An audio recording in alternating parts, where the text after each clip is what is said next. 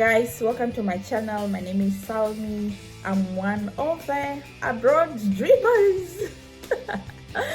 If it's your first time watching this video, please don't forget to like, subscribe, share, and leave a comment. Tell me what you think about the content. What if you are here and you have plans or you have a dream of relocating abroad, or maybe you just want to go and study abroad, or maybe you want to go and visit abroad, you are in the right place.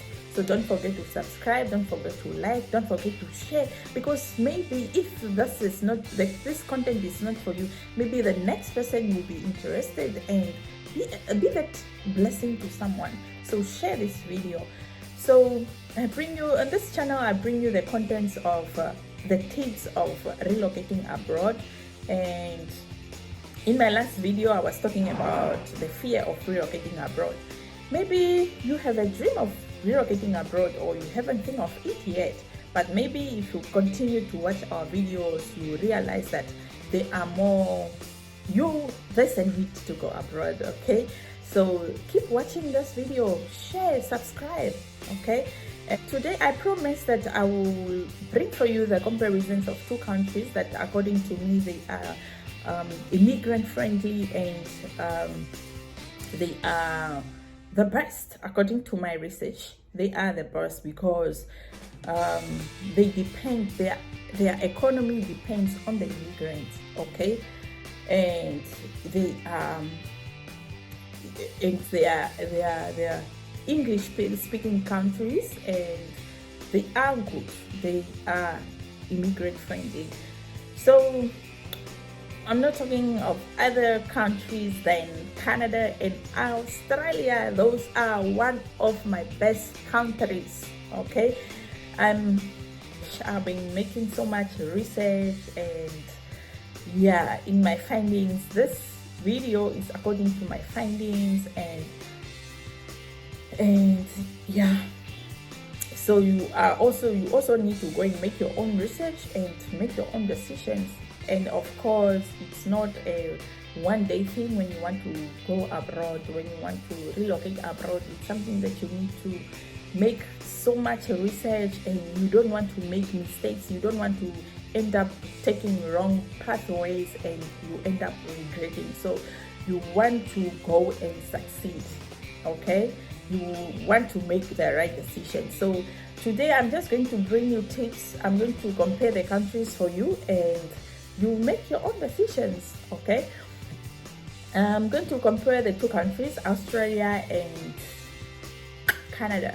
Hey, which country is better for immigrants in 2022? Okay, to me, all the countries are equally good.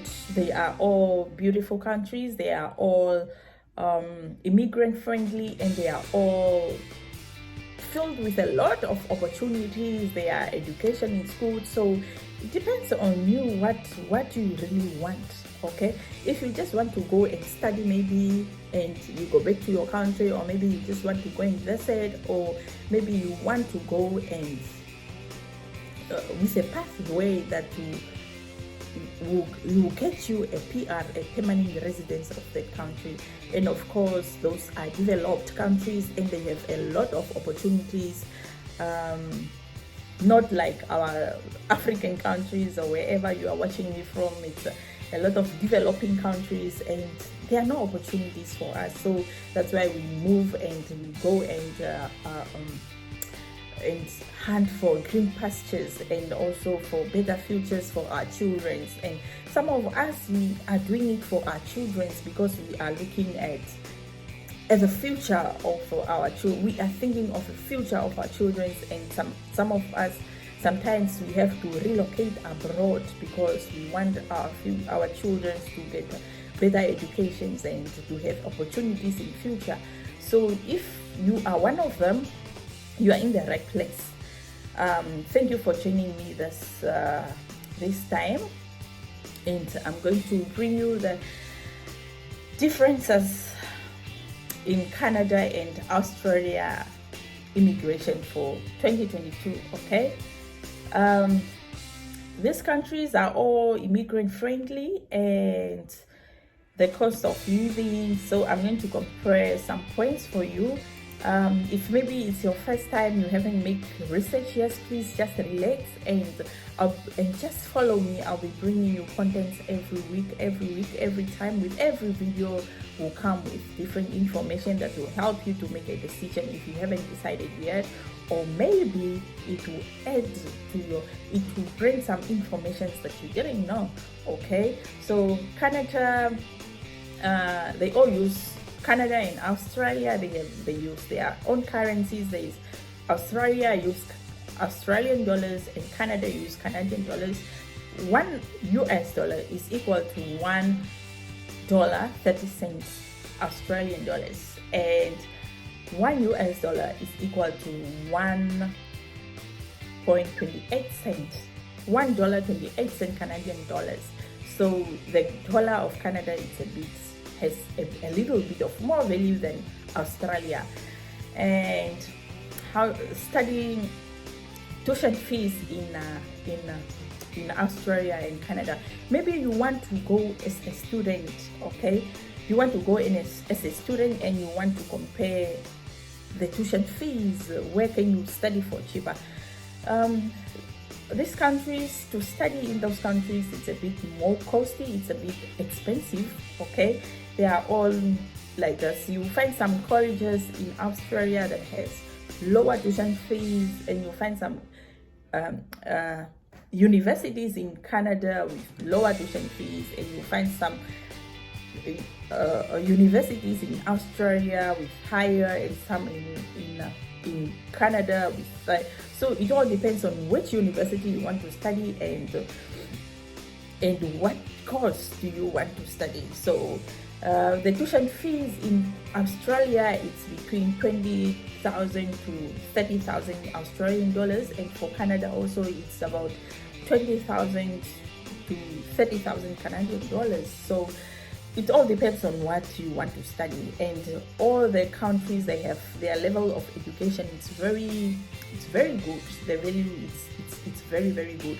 All countries have good opportunities and good work opportunities and pathways to permanent residence.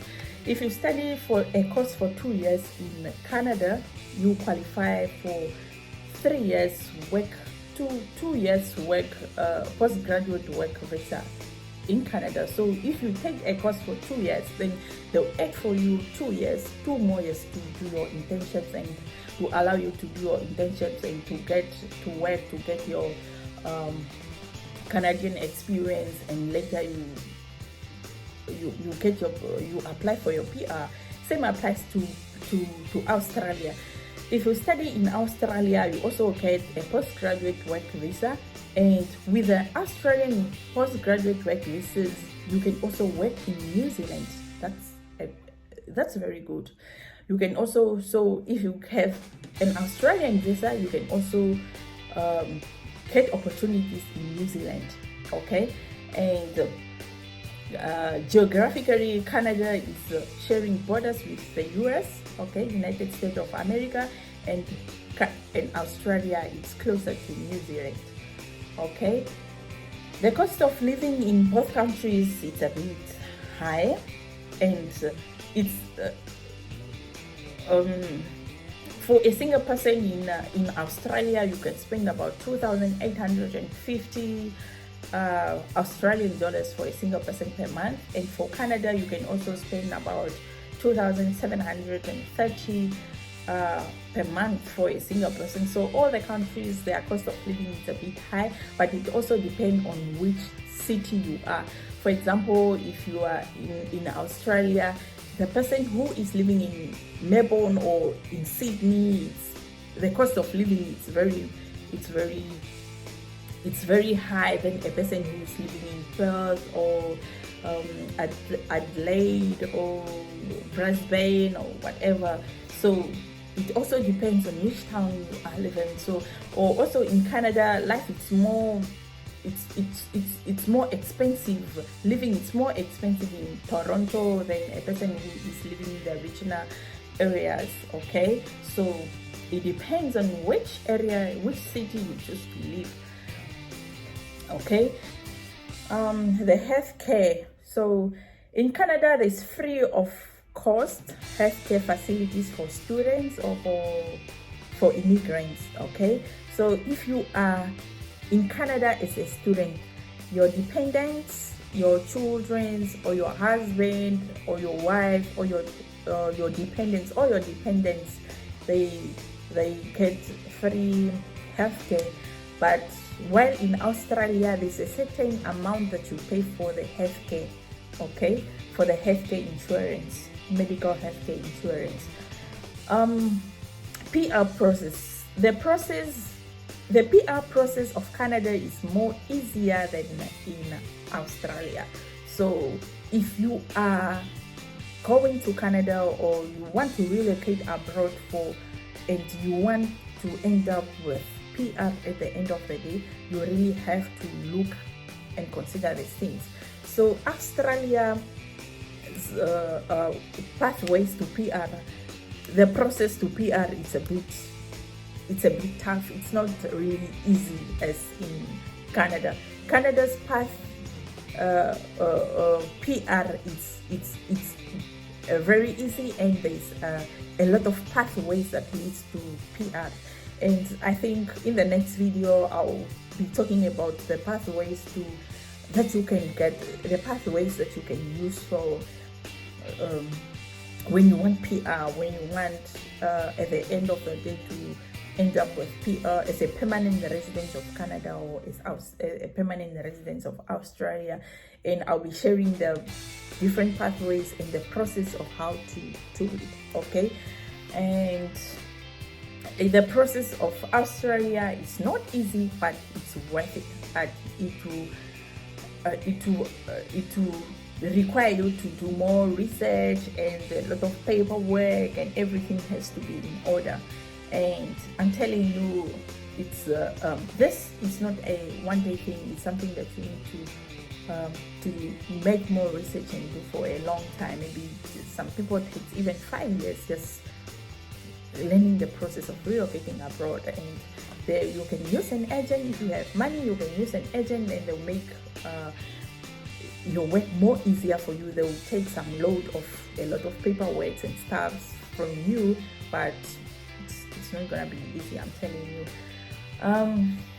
Yeah, all the countries have very nice standard of living. The standard of living in Australia and the standard of living in Canada, they are all good. All the countries, I can say, they are all good. The weather in Canada, it's more cold.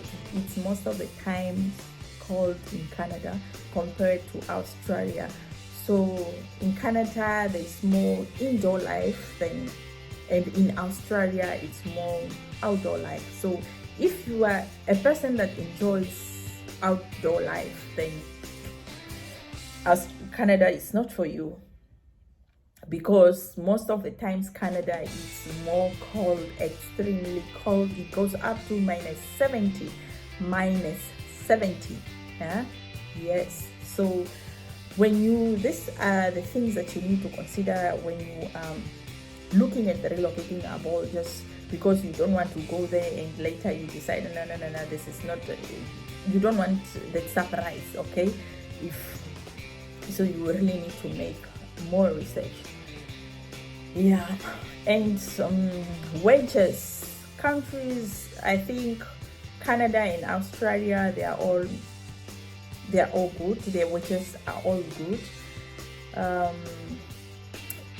They are all paying good, and opportunities, they are all good.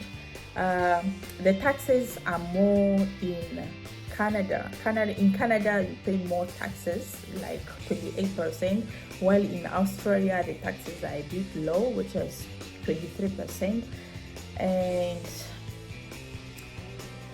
yeah, cost of education is affordable in all the countries. And yeah, so the hours, they all work 8 hours a day in Canada and 8 hours a day in Australia. And all the countries have very, very, very, very beautiful views, And the PR points. Canada, you need the score of 67 points, and in Australia you need the score of 65 points. You need IELTS for all the countries in Australia and Canada for whatever for whatever visa you are applying for, because they need to know that you can speak English, because it's English speaking countries, or French. Like for Canada you can speak either French or English, while for Australia you need English. Okay, so yeah, in the next video I'll bring you I want to bring you the comparisons of pathways, the different pathways that you can use to go to Australia and to go to Canada, and the process. Okay, so thank you for watching, and please don't forget to share, don't forget to subscribe, don't forget to like, and leave your comments. If there's anything that you want us to talk about, if there's anything that you want me to make research about, please leave it on the comments, and I will. Yes, thank you for watching me, and bye.